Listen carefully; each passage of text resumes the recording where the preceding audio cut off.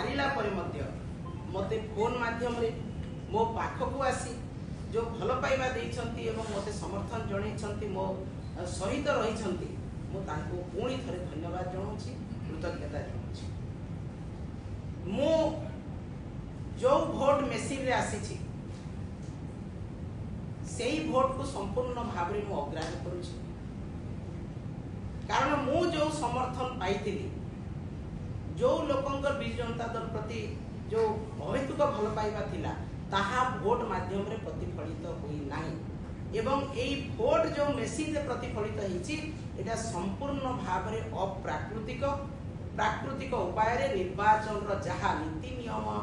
भितरे एई भोट ही नाही किंबा एई फलाफल आसी नाही तेनो संपूर्ण भाव में फलाफल को मु खंडन करूची एवं निंदा मध्य करूची इलेक्शन कमिशन को एवं सेठी जो जिला प्रशासन थिले तांको मु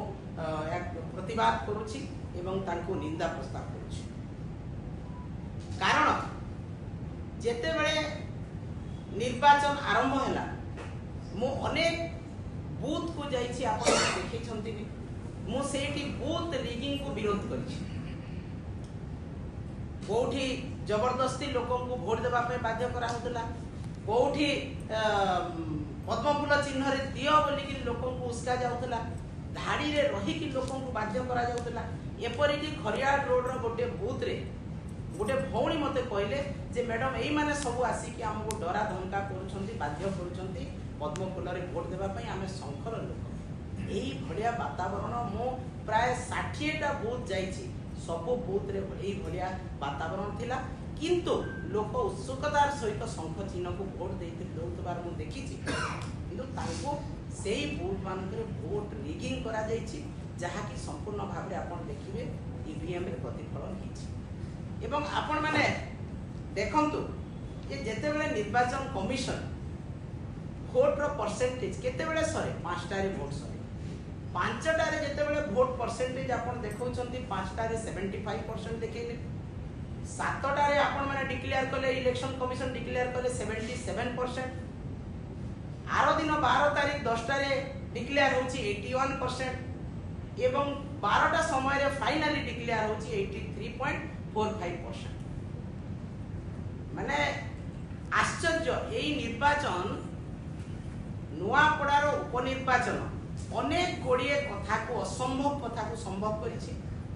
अनेक गोड़िए निर्वाचन रे विरल कृतित्व विरल रेकर्ड सृष्टि होइछि जहा कि निर्वाचन इतिहास रे केबे नथिला सेही रेकर्ड सृष्टि होइछि एवं सरकारी ऑफिसर सरकारी कळ जिल्लापाल एसपी किपरि भाव रे निजे कैंडिडेट भाव रे वोट सेठी प्रचार करथिले एवं वोट लड़ुथिले तार गुटे विरल दृष्टांत आमे देखिबा को पाइलो नुआपड़ा उपनिर्वाचन आमे जो 46 टा बूथ कथा कहूछु आपण माने तो जोटा बूथ 41 को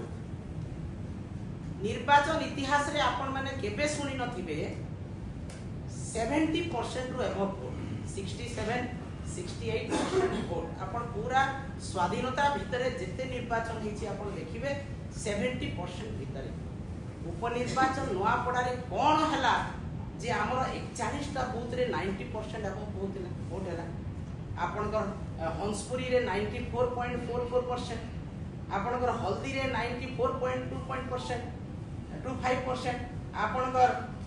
पातल गुटकरी रे जोटा से तांकर चेयरमैन कर गां तांकर सेटा 91.15% आपनकर बुढ़ीपाली रे 92.87% झिटकी रे 93.92% कल्याणपुर जोटा कि सबुठु बेसी 94.08 जोटा कि आमसेना जीपी रो एवं सेही ठारे समस्त भारतीय जनता पार्टी रो मंत्री नेता माने सेही पंचायत रे से आमसेना गुरुकुल आश्रम रे डेरा पकेइते एवं सेही जगह रे 94.08% हिची तो 41 टा बूथ रे हमर 90% पार हिची एटा केते उपयुक्त युक्तियुक्त निर्वाचन रे आपण माने विचार करंतु ओडिसा रे लोके विचार करंतु भारत वर्ष रे लोके विचार करंतु तापरे आपण कर एई 90% 90 एबव वोट परे आपण माने जेते बेले देखिबे सबु बूथ रे 5टारे भोट सरी मो 60टा बूथ जाइछि 5टा पूर्वर भोट सबठी सरी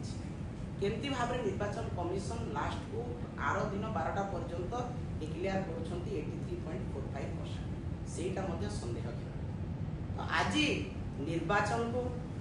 माने गोटे खेल घर भाविकी भारतीय जनता पार्टी लड़ी एवं लोकों को जणै देछि जे जहा चाहिए भारतीय जनता पार्टी कर पारिबो वोट परसेंटेज चाहिए बढ़ी पारिबो जेते चाहिए बहुत बहुत रिगिंग करि पारिबो तार आ गोटे दृष्टांत मु आपन को देबी नुआपड़ा एनएससी रे हमर टाइट सिक्योरिटी थिला एवं हमर जेहेतु अर्बन एरिया सेही जगह रे हमर सेही राउंड रे भोटटा मात्र 1400 भोट अधिका पाइछि भारतीय जनता पार्टी बाकी प्रत्येक जगह रे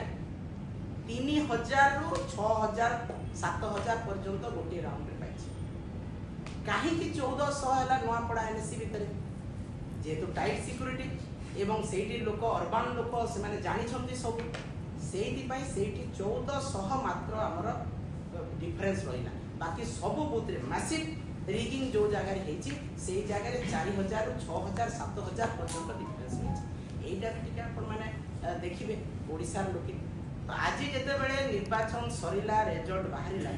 नुआपड़ा को अपन जाई कि देखंतु लोके प्रत्येक जगह रे स्तब्ध होई कि देखुचंती जे एई वोट एटा रिगिंग वोट सतह लोकंकर वोट नुह एटा नुआपड़ा बासी भी जानि छंती ओडिसा बासी भी जानि छंती भारत बासी भी जानि तेणु मु जहा वोट पड़ीछि ताको संपूर्ण भाव रे अग्राह्य करूछि लोक आम सहित अछंती शंख चिन्ह सहित अछंती नवीन पटनायक सहित अछंती एवं मु तांको प्रतिश्रुति दउछि मूलरू कहि आसी जे नुआपड़ा बासी होउछंती मोर परिवार मोर नेता मते निर्वाचन रे ठिया करिथिले एवं दायित्व देइथिले नुआपड़ा मु सबुदिन नुआपड़ार दायित्व रे रहिबी